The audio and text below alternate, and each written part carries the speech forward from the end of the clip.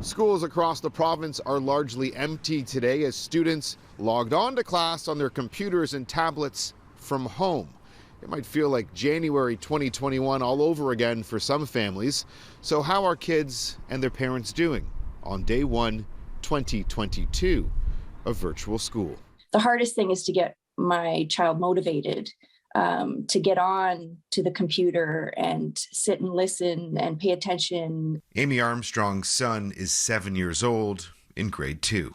Emotionally, it's becoming more difficult for the whole family, but especially for my son. The only thing easy about today for many was logging on to their computers. With half a school year of virtual learning already under their belts, there were fewer hiccups today. But we do currently have 4 people streaming in this house currently. Georgia Burns has 3 kids. Her youngest is still in daycare. However, her daughter, who's in 5th grade, and her son, who's in senior kindergarten, are both home. She believes it's her 5-year-old who's doing a better job of handling the shift back to remote learning when he's paying attention. I left him for about 5 minutes alone, and when I came back in, he was on YouTube rather than on his class. Though Burns is much more concerned with the development of the oldest child in the house. My grade 5 kid going through grade 4 and now grade 5 online has been one of the biggest struggles. There's no way for her to get one-on-one help.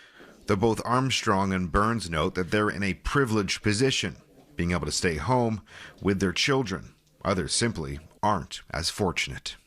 But I can't imagine like a mom or dad who's trying to work 40 hours a week and then figure out how to do long division and then break it down for a child. I've seen, children, logging in at 11 a.m. still in their pajamas. And these are young children, about 7 years old. Closing schools creates a whole new set of problems, severe problems. Opening them creates even worse problems, namely teachers getting sick so that schools have to close anyway. Epidemiologist Colin Furness is calling on the provincial government to use this time of virtual learning to fortify our schools and purchase and procure thousands more HEPA filters, rapid tests, and N95 masks.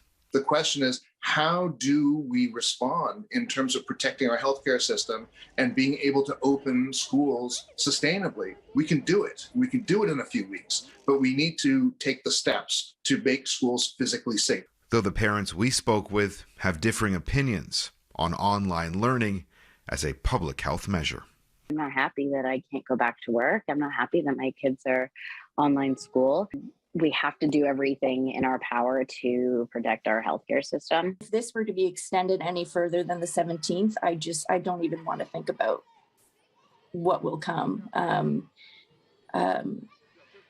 To me, there's just, it can't happen. It's just, it shouldn't be possible. It can't happen. They have time now and schools should be opening on the 17th. Parents were also split on the hybrid model of learning that the province is telling school boards to prepare for, with students switching and rotating between online learning at home and in person at school. Due to COVID-19 cases set to hit teachers across the province, it may become a necessity. I'm Adrian Ghobrial for City News.